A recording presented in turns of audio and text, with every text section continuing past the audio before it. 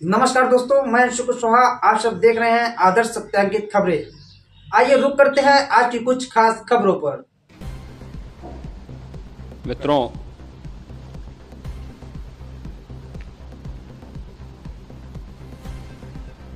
महाकुंभ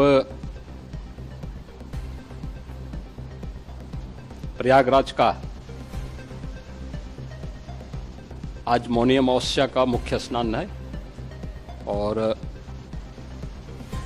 कल सायंकाल 7 बजे से ही काफी बड़ी संख्या में श्रद्धालुजन प्रयागराज पहुंच करके स्नान भी कर रहे थे और काफी बड़ी संख्या में श्रद्धालुजन ब्रह्म मुहूर्त का भी इंतजार कर रहे थे। एक दुर्भाग्यपूर्ण हादसा इसी दौरान अखाड़ा मार्ग पर संगम के तट पर हुआ, जिसमें 90 से ज्यादा लोग गंभीर रूप से या सामान्य रूप से घायल हुए। यह हादसा भारी भीड़ के द्वारा अखाड़ा मार्ग के बैरिकेडिंग्स को तोड़ने और उसके बाद उससे कूद करके जाने के कारण वहां पर हुआ है, जिसमें 30 के आसपास लोगों की दुखद मृत्यु हुई है। 36 घायलों का प्रयागराज में उपचार चल रहा है। शेष घायलों को उनके परिवार के सदस्य लेकर के चले गए हैं। घटना दुखद है, मर्माहत करने वाला है।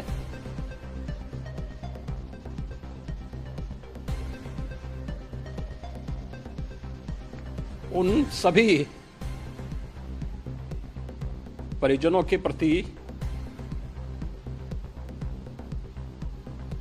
हमारी पूरी संवेदना है। हम लोग रात्रि से ही लगातार प्रशासन के संपर्क में हैं। मेला प्राधिकरण, पुलिस प्रशासन, एनडीआरएफ, एसडीआरएफ,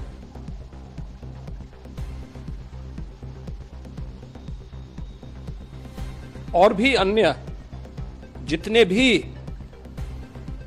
व्यवस्थाएं हो सकती थी उन सबको वहां पर तैनात किया गया है। परिणाम उसी का है कि हादसे के कुछ ही देर के बाद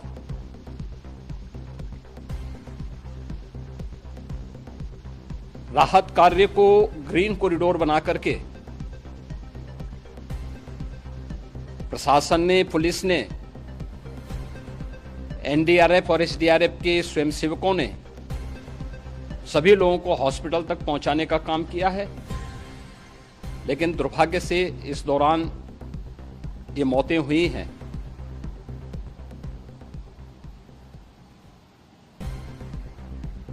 स्वाभाविक रूप से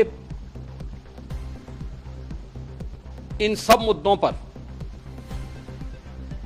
प्रश्न उठना स्वाभाविक भी है।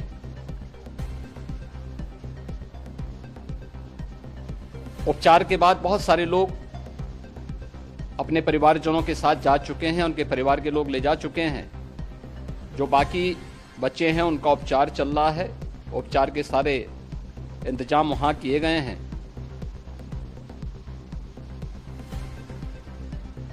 प्रेशर मौनी अमावस्या का ये मुख्य स्नान है महाकुंभ का, और बहुत ज्यादा प्रेशर प्रयागराज में होने के कारण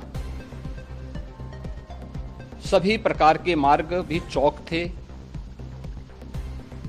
रात्रि से ही प्रशासन उन मार्गों को खुलवाने और स्थिति को सामान्य करने के लिए पूरी तत्परता के साथ लगा भी रहा।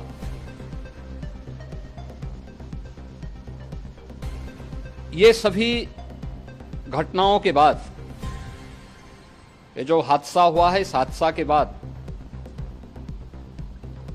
वहां पर अखाड़ों ने जो आज अमृत स्नान ब्रह्म मुहूर्त में 4 बजे से प्रारंभ होना था,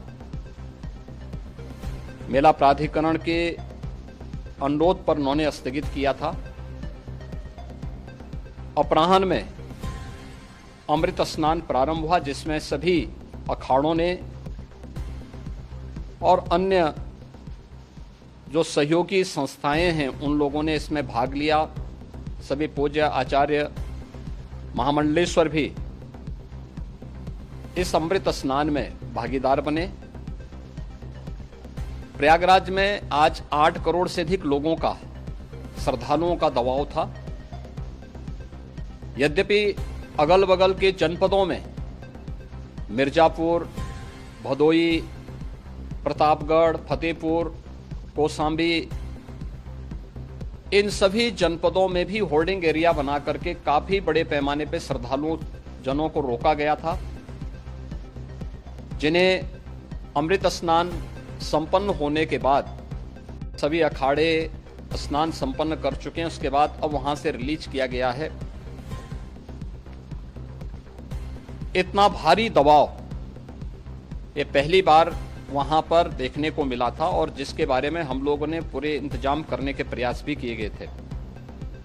रेलवे स्टेशनों पर, चाहे वह जोशी हो, चाहे वह प्रयागराज सिटी हो, प्रयागराज हो, फाफामऊ हो, उन सभी पर लगातार भी इस दौरान वहां के दबाव को ध्यान में रखते हुए मेला स्पेशल चलाई। रूटीन और मेला स्पेशल को मिलाकर के लगभग 300 से अधिक ट्रेन रेलवे के द्वारा अब तक चलाई जा चुकी हैं, और जिससे श्रद्धालु जनों को उनके गंतव्य तक पहुंचाया जा सके। उत्तर प्रदेश परिवहन निगम ने भी अपनी 8000 से अधिक बसेज श्रद्धालु जनों को उनके गंतव्य तक पहुंचाने के लिए लगाया हुआ है, और जिससे उन सबको सुरक्षित उनके घरों तक पहुंचाया जा सके।